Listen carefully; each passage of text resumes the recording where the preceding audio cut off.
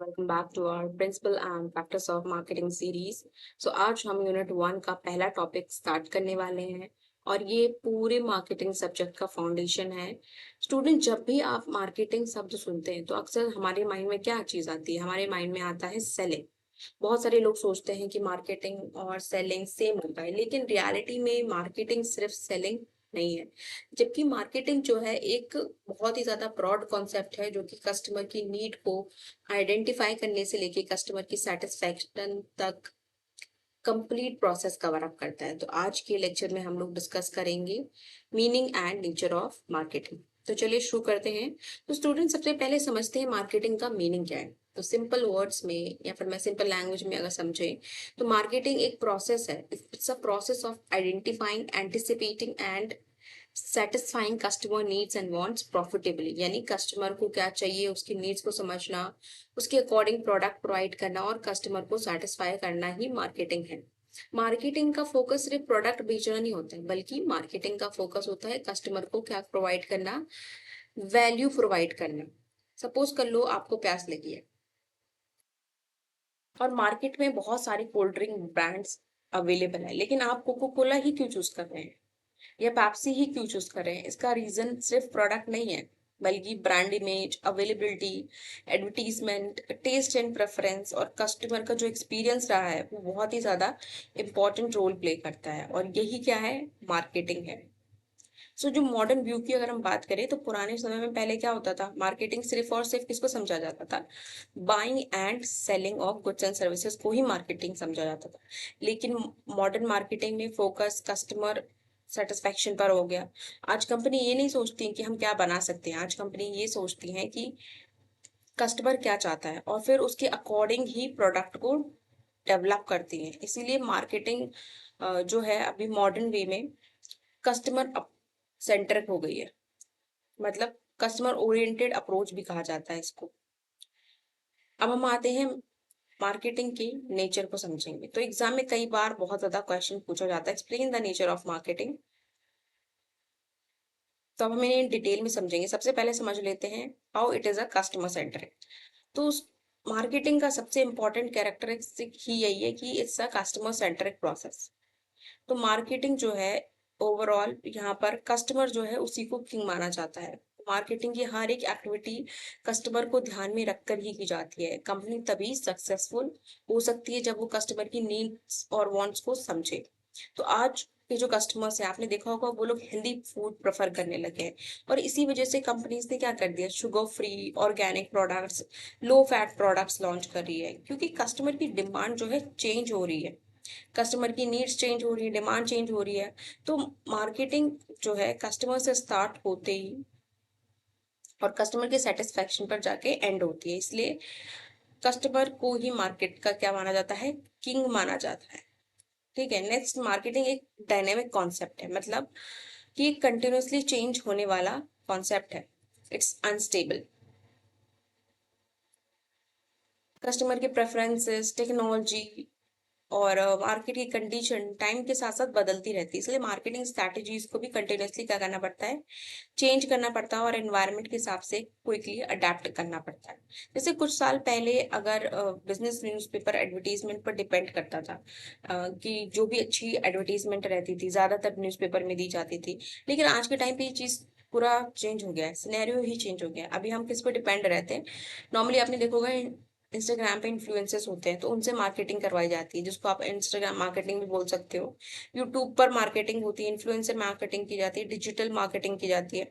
ये ज्यादा पॉपुलर हो चुकी है। लेकिन मार्केटिंग का जो इन्वायरमेंट है कंटिन्यूसली चेंज होता रहता है और मार्केटर्स को भी उसी हिसाब से अपने आप को अपडेट रखना पड़ता है। Next, both science as well as an art. अब ये सवाल आता है कैसे? मार्केटिंग एज अ साइंस मतलब मार्केट में रिसर्च का यूज होता है। किसका यूज होता है? रिसर्च का यूज होता है, डेटा एनालिसिस का यूज होता है, कंज्यूमर बिहेवियर की स्टडी किया जाता है और मार्केट सर्वे को कंडक्ट किया जाता है। तो ये सब क्या है? साइंटिफिक अप्रोच है। दूसरा, मार्केटिंग आर्ट कैसे है? तो मार्केट में क्रिएटिविटी, किसकी डिमांड भी है? क्रिएटिविटी की डिमांड है।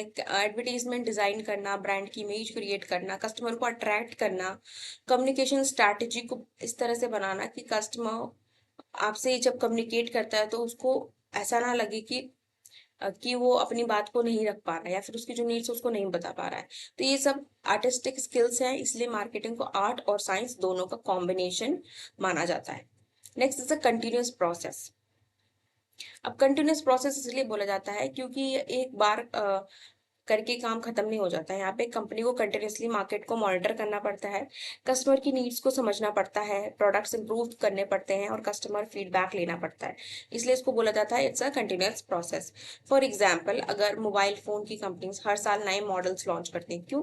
क्योंकि कस्टमर की सेटिस्फेक्शन जो है वो उस पर भी डिपेंड करता है, क्योंकि आज कस्टमर की नीड्स कुछ अलग है, कल हो सकता है कस्टमर की एक्सपेक्टेशंस भी अलग हो जाएं, और कंटिन्यूसली चेंज ही होते रहते हैं। तो इसलिए मार्केट भी कंटिन्यूसली क्या करता रहता है, चेंज, मार्केटिंग जो है वो भी कंटिन्यूसली उस हिसाब से अडेप्ट करनी पड़ती है, इसलिए it's a continuous process.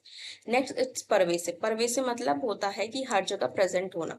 Marketing सिर्फ और सिर्फ कमर्शियल ऑर्गेनाइजेशंस तक ही लिमिटेड नहीं है, बल्कि अभी मार्केटिंग हर एक फील्ड में यूज होने लगी है। फॉर एग्जाम्पल, आपने देखा होगा बिजनेस ऑर्गेनाइजेशंस तो मार्केटिंग यूज करती हैं, उसके साथ साथ जो एजुकेशनल इंस्टीट्यूट्स हो गए जहाँ पे जैसे कोई भी कोर्स लॉन्च होता है तो हम लोग एडवर्टीजमेंट करवा देते हैं। हॉस्पिटल भी इनफैक्ट मार्केटिंग करने लगे कि हमारा हॉस्पिटल सबसे बेस्ट है, we provide this, we provide that, हमारे हॉस्पिटल में ये फैसिलिटीज अवेलेबल हैं और हम इस चीज का इलाज प्रोवाइड करते हैं। तो ये सारी चीजें भी एडवर्टीजमेंट में मतलब करवाते हैं, मार्केटिंग करवाते हैं। पॉलिटिकल पार्टीज भी मार्केटिंग करवाती है, एनजीओज भी इनफैक्ट मार्केटिंग एक्टिविटीज को यूज करते हैं। यानी मार्केटिंग सोसाइटी के ऑलमोस्ट हर सेक्टर में प्रेजेंट है। इसी वजह से मार्केटिंग को परवेसिव एक्टिविटी बोला जाता है। अब हम डिस्कस करेंगे स्कोप ऑफ मार्केटिंग। स्कोप का मतलब क्या है, मार्केटिंग किन एंटिटीज को प्रमोट कर सकती है? तो सबसे पहले आता है गुड्स। गुड्स यानी कि आपके जो फिजिकल प्रोडक्ट्स हैं, फॉर एग्जांपल जैसे मोबाइल फोन्स हो गए, कार्स हो गए, क्लॉथ एंड फर्नीचर वगैरह, तो ये आपका गुड्स के अंदर आ जाता है। दूसरा है सर्विसेज। सर्विसेज क्या है? इंटेंजिबल एक्टिविटीज, मतलब you can not touch them, ये एक तरह से प्रोवाइड करी जाती है। तो जैसे आपका बैंकिंग हो गया, इंश्योरेंस हो गया, हॉस्पिटैलिटी हो गया, या फिर सॉफ्टवेयर कंसल्टिंग हो गया, तो ये सारी चीजें किस में आती है? सर्विस में आती है। तीसरा है इवेंट्स, मतलब टाइम बेस्ड अकरेंस, जैसे कि आईपीएल हो गए, म्यूजिक कॉन्सर्ट हो गए, सारी चीजें। नेक्स्ट है एक्सपीरियंसेस। तो स्पेशल कस्टमर एक्सपीरियंसेस क्रिएट करना, जैसे थीम पार्क में, यहाँ पर थीम पार्क हो गया, लग्जरी होटल स्टे हो गया, तो यहाँ पे सिर्फ और सिर्फ आपको खाना और रहने का नहीं खर्चा देना आप, बल्कि एक पूरे एक्सपीरियंस का पे करते हैं। फिर नेक्स्ट आ जाता है पर्सन्स, मतलब पर्सनल ब्रांडिंग फॉर सेलिब्रिटीज जो होती है वो आ जाता है पर्सन्स के अंदर। नेक्स्ट इज प्लेस, मतलब टूरिज्म प्रमोशन करना, जैसे कि हमने देखा होगा, ये यूपी नहीं देखा तो इंडिया नहीं देखा, तो दिस काइंड ऑफ कैंपेन्स। फिर आ जाता है प्रॉपर्टी, रियल स्टेट और फाइनेंशियल असेट्स। ठीक है, जैसे एग्जांपल हो गया आपका लैंड हो गया, बिल्डिंग हो गया, स्टॉक हो गया, बॉन्ड्स हो गया, तो ये सारी चीजें प्रॉपर्टीज में आ जाता है। फिर आ जाता है ऑर्गेनाइजेशंस, मतलब कॉर्पोरेट आइडेंटिटी को बिल्ड करना, जैसे कि जो टाटा की आपने देखा होगा, ट्रस्ट इमेज बहुत अच्छी है, लोग बहुत जल्दी टाटा के प्रोडक्ट्स पे भरोसा कर लेते हैं। तो अगर वो कोई प्रोडक्ट लॉन्च करते हैं तो हमारा भरोसा इतना है कि टाटा का प्रोडक्ट खराब नहीं हो सकता, तो हम बिना सोचे भी उस प्रोडक्ट को खरीद लेते हैं। अगर वो नया प्रोडक्ट भी लॉन्च करते हैं तो भी हम उसको प्रेफर कर लेते हैं। क्यों? क्योंकि टाटा की जो इमेज है इस तरह से बन चुकी है। फिर आ जाती है इन्फॉर्मेशन। इन्फॉर्मेशन क्या है? अब इन्फॉर्मेशन भी मार्केट की जा सकती है, कैसे? टेक्स्ट बुक हो गए, टेक्स्ट बुक्स हो गए, रिसर्च रिपोर्ट्स हो गए, एजुकेशनल कंटेंट हो गया, वो सब। नेक्स्ट है आइडियाज। आइडियाज किस तरह से? सोशल कॉन्सेप्ट, जैसे कि स्वच्छ भारत अभियान वगैरह। ठीक है, तो ये सारे आइडियाज के अंदर आ जाते हैं। अब हम बात करते हैं इंपॉर्टेंस ऑफ मार्केटिंग की। सबसे पहले बात करेंगे कि how it is important to the business. तो पहले तो it provides the revenue and profit generation, मतलब मार्केटिंग डिमांड क्रिएट करती है और डिमांड सेल्स जनरेट करती है, और सेल्स की वजह से ही क्या होता है? अल्टीमेटली प्रॉफिट जनरेट होता है। फिर आ जाता है ब्रांड अवेयरनेस एंड रेपुटेशन। तो मार्केटिंग कंपनी को क्या करती है? गुडविल क्रिएट करती है। गुडविल क्रिएट करती है और मार्केट में स्ट्रॉन्ग आइडेंटिटी स्टैब्लिश करने में हेल्प करती है। इंफॉर्मेशन सोर्स की अगर बात की जाए तो मार्केटिंग जो है कस्टमर का फीडबैक कलेक्ट करती है। ठीक है, और कंपनी को जो कस्टमर है उसके प्रेफरेंसेस के बारे में भी इंफॉर्मेशन प्रोवाइड करती है मार्केटिंग। नेक्स्ट आता है how it is important to the consumer. सबसे पहले it improves the standard of living, मतलब जो मार्केटिंग इनोवेटिव प्रोडक्ट्स इंट्रोड्यूस करती है वो लाइफ को इजी और कंफर्टेबल बनाते हैं। फिर एक प्रोवाइड चॉइसेस, कंपटीशन की वजह से कस्टमर को मल्टीपल ऑल्टरनेटिव ऑप्शंस मिल जाते हैं और उनमें से वो अपने हिसाब से उन वेरिएशंस में कॉम्पिटिटिव प्राइस के हिसाब से वो खरीद सकता है। फिर एक कस्टमर अवेयरनेस, मतलब एडवर्टीजमेंट और प्रमोशन जो है कस्टमर को एजुकेट करते हैं, प्रोडक्ट के बारे में पता चलता है उनको, प्रोडक्ट के फीचर्स क्या है, यूसेज कैसा है, सेफ्टी इन्फॉर्मेशन वगैरह के बारे में पता चलता है। फिर आ जाता है it is important to society how. तो मार्केटिंग में सबसे पहले तो एम्प्लॉयमेंट जनरेशन, तो मार्केटिंग फील्ड में जैसे रिटेल हो गया, एडवर्टीजिंग हो गया, लॉजिस्टिक हो गया, डिजिटल मार्केट हो गया, तो यहाँ से मिलियंस ऑफ जॉब्स क्रिएट होती हैं। Next it's optimum resource allocation, तो मार्केटिंग प्रोडक्शन को एक्चुअल डिमांड के अकॉर्डिंग ही अलाइन करती है और इससे क्या होता है, वेस्टेज कम होता है। ठीक है, it prevents the systematic waste. अब आ जाते हैं फंक्शंस ऑफ मार्केटिंग पे। तो पहले सबसे पहले आता है एक्सचेंज फंक्शन, जिसमें आपका आ जाता है बाइंग एंड असेंबलिंग। तो डिफरेंट सप्लायर से रॉ मटेरियल और गुड्स को कलेक्ट करना, फिर सेलिंग में जैसे कस्टमर को आइडेंटिफाई करना, डिमांड क्रिएट करना एंड देन नेगोशिएशन कंप्लीट करना। दूसरा आ जाता है फिजिकल फंक्शन, जिसमें पहला आपका आ जाएगा ट्रांसपोर्टेशन। ठीक है, अगर ट्रांसपोर्टेशन की मैं बात करूं तो गुड्स को प्रोडक्शन प्लेस से कंज्यूमर मार्केट तक पहुंचाना, that is the transportation. Storage and warehousing की अगर बात करें तो holding the inventory safely between the time of production, मतलब प्रॉपरली उसको स्टोर करके रखना ताकि फ्यूचर डिमांड फिल कर सके की जा सके।